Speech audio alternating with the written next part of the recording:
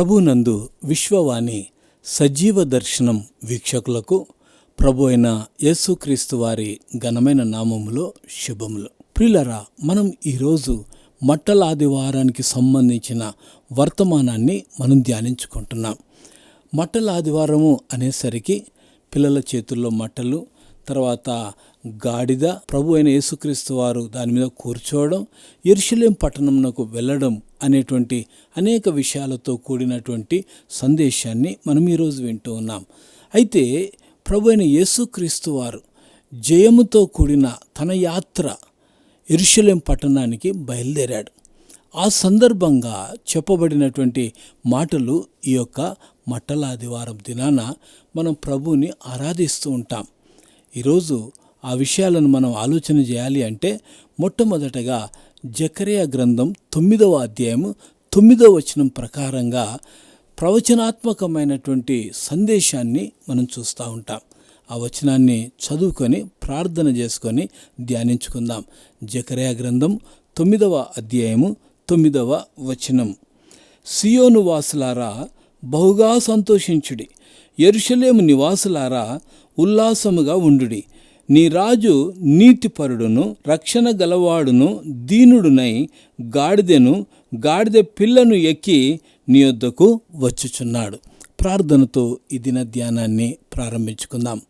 మమ్ములను మిక్కిలిగా ప్రేమించిన మా ప్రేమగల పరలోకపు తండ్రి, జకర్యా గ్రంథం 9వ అధ్యాయము 9వ వచనంలో నైనా మీరు ప్రవచనాత్మకంగా తెలియజేసినటువంటి మాటలు మేము చదువుకున్నామయ్యా.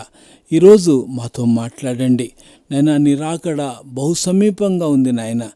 2000 సంవత్సరాల క్రితం నీ వచ్చి నైనా యెరూషలేము పట్టణంలోనికి మీరు బయలుదేరుతున్నారు. ఆ సందర్భంగా జరిగిన విషయాలను మేము జ్ఞాపకం చేసుకుంటూ నైనా ఈరోజు ఈ వాక్యాన్ని ధ్యానిస్తూ ఉంటుండగా మా అందరితో మీరు మాట్లాడి మమ్మలను బలపరచమని నజరేయుడు జీవాధిపతి అయిన యేసయ్య పరిశుద్ధమైన నామములో ప్రార్థించి అడిగి వేడుకుంటున్నాము తండ్రి, ఆమెన్. ప్రియులారా, యేసుక్రీస్తు ప్రభువారు యెరూషలేములోనికి ప్రవేశించుట అనే అంశం పైన ఈ దినం ధ్యానం ఉంది. సిలువ వేయబడటానికి ముందు వారాన్ని మట్టల ఆదివారంగా మనము ఆరాధన చేస్తూ ప్రత్యేకమైనటువంటి రీతిలో చిన్నపిల్లలు కొమ్మలు పట్టుకోవడం, తర్వాత ఒక గొప్ప ఆనందదాయకమైనటువంటి దినంగా ఆ దినాన్ని ఊరేగింపుగా మనం ఈ రోజుల్లో కూడా జరిగిస్తూనే ఉంటాం. అయితే ప్రాముఖ్యమైన విషయం ఏమిటనంటే, ఈ మట్టల ఆదివారానికి సంబంధించి 4 సువార్తలలో కూడా మరి భక్తులు మత్తయి, లూకా, మార్కు అలాగే యోహాను కూడా ఈ 4 సువార్తలలో ఈ విషయాలను వివరించి పెట్టారు. ఒక విషయాన్ని ఒకరు పదే పదే రిపీట్ చేస్తున్నారు అంటే అది ఎంతో ప్రాముఖ్యమైనటువంటి విషయం అనేది మనం గమనించాలి.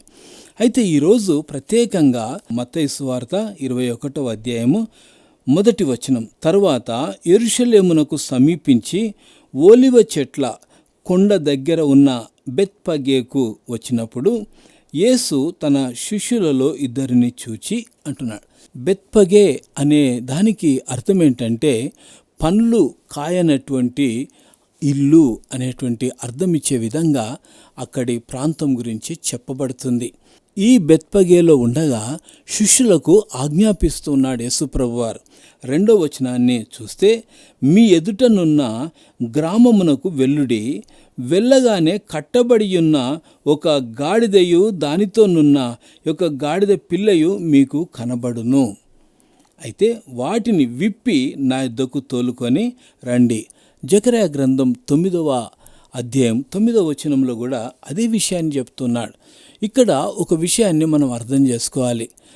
గాడిద పిల్ల అనేటువంటి విషయాన్ని మనం ఆలోచన చేస్తే, గాడిద గురించి చెప్పబడుతున్నటువంటి మాట ఏంటంటే అది మగగాడిద అయి ఉంటుంది. అయితే అది 4 సంవత్సరాల లోపు అయి ఉంటుంది అని కొంతమంది గ్రంథకర్తలు చెప్పారు.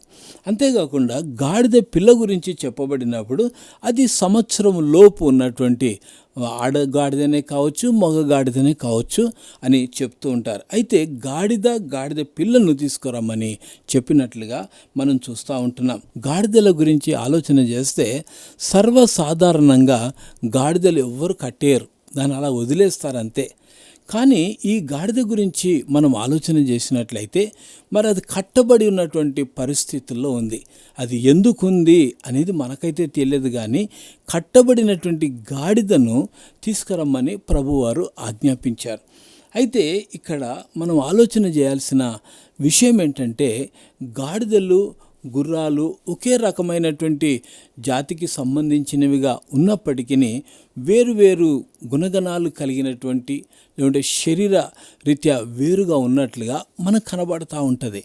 అయితే గుర్రం మీద ఎవరైనా ప్రయాణం చేస్తున్నారంటే యుద్ధానికి వెళ్తున్నట్లుగా చెప్పబడుతుంది.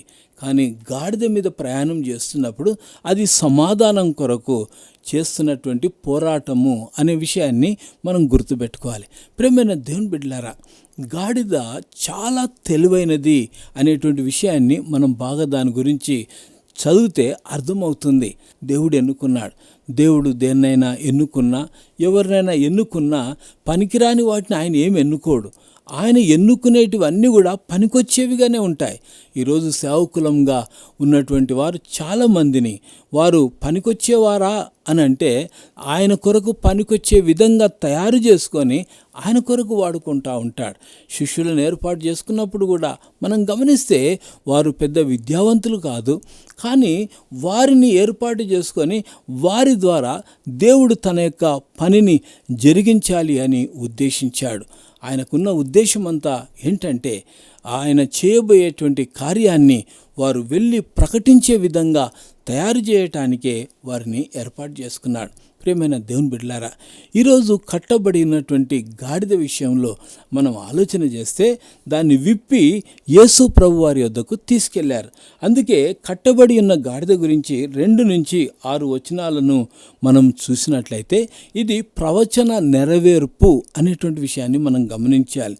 అందుకే చెప్పబడిన రీతిగానే ఆయన కొరకు ఆ గాడిదను తీసుకెళ్ళిన తర్వాత వారు చేసినటువంటి పని ఏంటంటే 7వ వచనాన్ని మనం ఆలోచన చేస్తే, ఆ గాడిదను దాని పిల్లను తోలుకొని వచ్చి వాటి మీద తమ బట్టలు వేయగా ఆయన బట్టల మీద కూర్చుండెను. ఇక్కడ మనం గమనించినట్లయితే యేసుక్రీస్తు ప్రభువారి దగ్గరికి ఆ గాడిద తేబడ్డప్పుడు శిష్యులు ఆ గాడిద పైన వస్త్రాలను వేసి ఆ తర్వాత యేసుక్రీస్తు వారిని కూర్చోబెట్టినట్లుగా మనం చూస్తూ ఉంటున్నాం. జకర్యా గ్రంథం 9:9లో మనం చూసినట్లుగా సమాధానపరచటానికి వచ్చినటువంటి వ్యక్తిగా ఉన్నాడు అనేటువంటి విషయాన్ని మనం జ్ఞాపకం చేసుకోవాలి. అందుకే ఇక్కడ బట్టలు వేసిన తర్వాత మత్తయి సువార్త 21:8లో చూస్తే, జన సమూహములోను అనేకులు తమ బట్టలు దారి పొడుగున పరిచిరి, కొందరు చెట్ల కొమ్మలు నరికి దారి పొడుగున పరిచిరి. ప్రియమైన దేవుని బిడ్డలారా, యేసుక్రీస్తు వారు ప్రయాణం చేస్తున్నటువంటి ఆ యొక్క గాడిద ముందు ఆయన ఎక్కిన తర్వాత అక్కడి ప్రజలు చేస్తున్నటువంటి పని ఏమిటనంటే వారు బట్టలు పరుస్తున్నారు. అంతేకాకుండా మట్టలు కూడా పరుస్తున్నట్లుగా మనం చూస్తూ ఉంటున్నాం. ప్రియమైన దేవుని బిడ్డలారా, చెట్ల కొమ్మలు, ఈ మట్టలు, ఇవన్నిటిని గురించి మనం ఆలోచన చేసినట్లయితే యూదా జాతీయులకు ఆ మట్టలన్నిటివి ఒక గుర్తుగా ఉంటుందన్నమాట. ఆ గుర్తుగా ఉన్నటువంటి వాటిని దారి పొడుగునా పరుస్తూ ఉన్నారు. పరచబడిన దానిపైన గాడిద నడుస్తుంది. ప్రియమైన దేవుని బిడ్డలారా, దానిపైన యేసుక్రీస్తు ప్రభు వారు కూర్చున్నారు. అయితే అక్కడ ప్రజలు ఏమని నినాదాలు చేస్తున్నారంటే 9వ వచనాన్ని మనం చూస్తే ఇక్కడ అంటున్నాడు, జన సమూహములలో ఆయనకు ముందు వెళ్ళుచుండిన వారును వెనుక వచ్చుచుండిన వారును, దావీదు కుమారునికి జయము, ప్రభు పేరట వచ్చివాడు స్తుతింపబడును గాక, సర్వోన్నతమైన స్థలములలో జయము అని కేకలు వేయిచుండిరి. ప్రియమైన దేవుని బిడ్డలారా, ఈ మాటలు గమనించినట్లయితే సృష్టికర్త అయినటువంటి దేవుడు, ప్రపంచ సృష్టికి కర్త, ఆయన శరీరధారిగా ఈ లోకానికి వచ్చిన తర్వాత ఆయన జయముతో కూడిన కార్యాన్ని చేయబోతుంటుండగా ప్రజలందరూ కూడా ఈ రోజున వాళ్ళన్న మాట ఏమిటనంటే, దావీదు కుమారునికి జయము, ప్రభు పేరిట వచ్చువాడు స్తుతింపబడునుగాక అనే మాట మాట్లాడుతున్నారు. అవును ప్రియ దేవుని బిడ్డలారా, ఆయన స్తుతికి యోగ్యుడు. మన సమాధానార్థమై ఆయన యెరూషలేమునకు బయలుదేరాడు. కానీ కొన్ని రోజుల్లోనే ఆయనను సిలువ వేయబోతున్నారు. ఏ నోటితోనైతే జేమన్ పలికారో, ఏ నోటితోనైతే ప్రభు పేరట వచ్చేవాడు స్తుతింపబడును గాక అన్నారో, ఆ నోరు, ఆ చేతులు ఆయనను దూషించినట్లుగా, ఆయనను కొట్టినట్లుగా, ఆయన అవమానపరిచినట్లుగా ఈ సందర్భాలన్నీ కూడా మనం చూస్తూనే ఉంటున్నాం.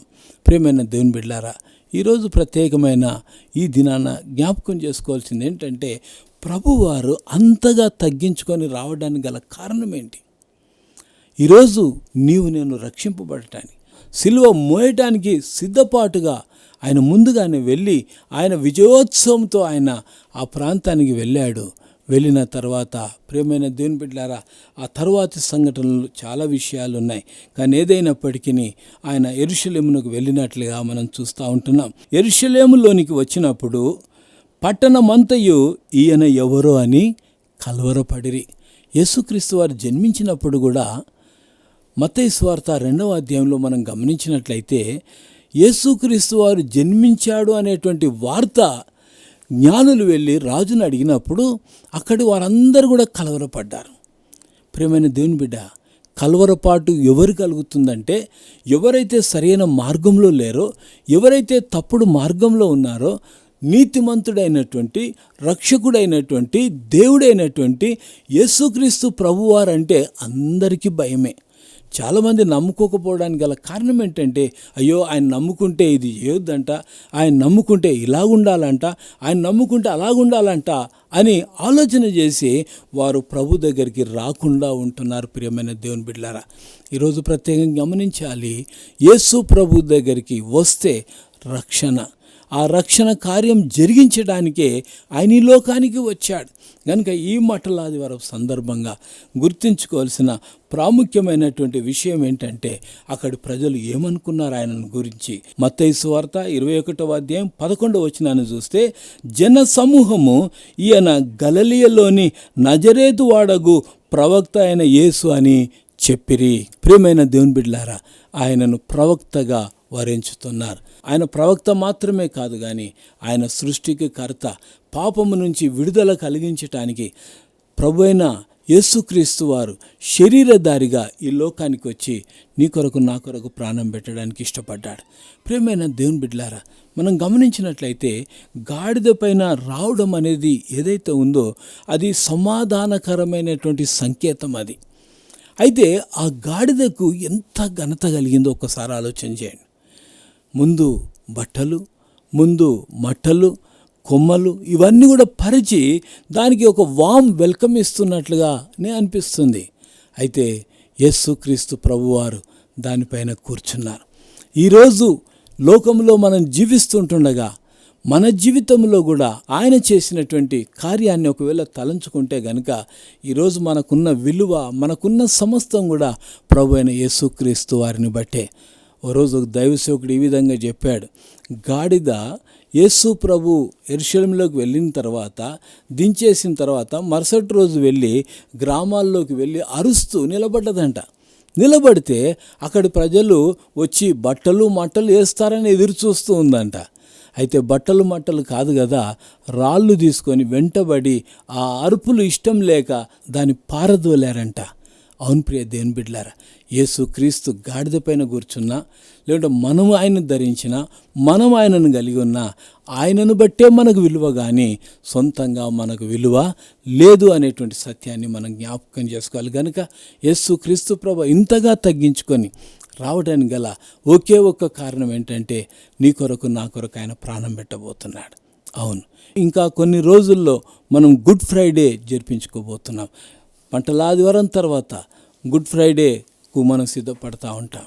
అది గుడ్ ఫ్రైడే అని ఎందుకు చెప్పబడిందంటే, అది మంచి శుక్రవారం, ఒక పాపికి విమోచన దినం గనుకనే మనం గుడ్ ఫ్రైడేగా పరిగణిస్తుంటున్నాం. ఆ రోజు ఏదో దుఃఖపడాలా, ఏడవాలా అనేది కాదు, కానీ ఒకటేంటంటే మనల్ని మనం సిద్ధపరచుకొని ప్రభువారి త్యాగాన్ని మనం జ్ఞాపకం చేసుకొని మనం ఎక్కడైనా సరి చేసుకోవాల్సి ఉంటే సరి చేసుకోవటానికి ఒక అవకాశంగా మనం ప్రతి నిత్యము గుడ్ ఫ్రైడేను జరుపుకుంటున్నాం. ప్రభువారు పలికిన మొదటి మాట ఏంటనంటే, తండ్రి వీరేమి చేయుచున్నారు, వీరెరుగరు, వీరిని క్షమించు. ప్రభు యొక్క ఆశ అంతా ఒకటే ప్రియ దేవుని బిడ్డ, మానవాళంతటి కొరకు ప్రాయశ్చిత్తం చేయటానికి సృష్టికర్త అయినటువంటి దేవుడు ఈ భూమి మీదకి వచ్చాడు.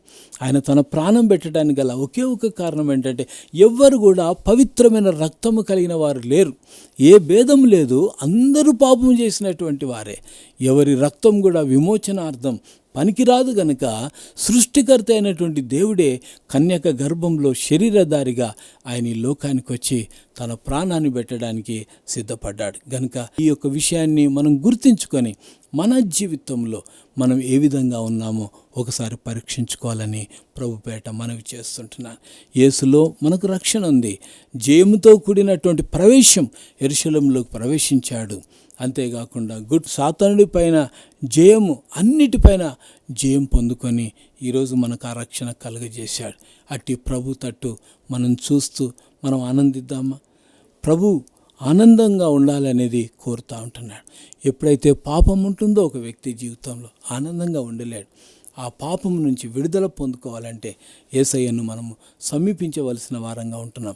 యేసయ్య వద్దకు వచ్చి పాప క్షమాపణ కోరినట్లయితే ఆయన మనకు విడుదలిచ్చేవాడుగా ఉంటున్నాడు. అలాంటి కృప ప్రొబ్బిడ్లమైన మనకు దేవుడు దయచేయును గాక. ఆమెన్. ప్రేమ నమ్మకం గల పరలోకపు తండ్రి, పరిశుద్ధుడైన దేవా, ఈ శ్రేష్టమైన సమయంలో తండ్రి యెరూషలేములోకి నువ్వు వెళ్ళినటువంటి సందర్భాన్ని జ్ఞాపకం చేసుకొని నాయన నిన్ను స్తుతిస్తూ ఉన్నాం ప్రభువా.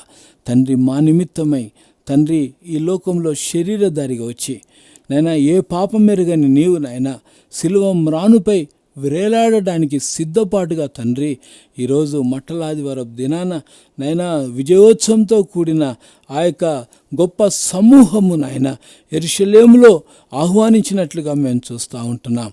కనుక తండ్రి ఆ యొక్క ఆహ్వానం మరుసటి 2-3 రోజుల్లో మారిపోయి ఆయనను దూషించినట్లుగా, ఆయనను వ్యతిరేకించినట్లుగా, ఆయన ఎంతగానో కష్టపెట్టినట్లుగా సిలువ మ్రానుపై ఘోరాతి ఘోరంగా సిలువ వేసినట్లుగా మేము చూస్తూ వచ్చాం.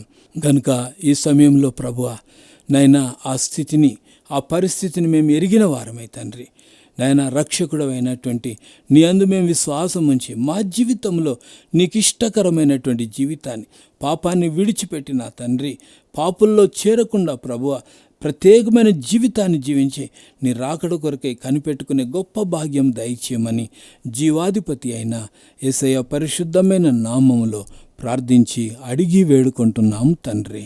ఆమెన్. మన ప్రభు అయిన యేసుక్రీస్తు వారి కృప, తండ్రి అయిన దేవుని ప్రేమ, పరిశుద్ధాత్మని యొక్క అన్యోన్య సహవాసం వాక్యం వినబిడలకి, సార్వత్రిక సంఘానికి ఇప్పుడు ఎల్లప్పుడు సదాకాలం తోడై నడిపించును గాక. ఆమెన్.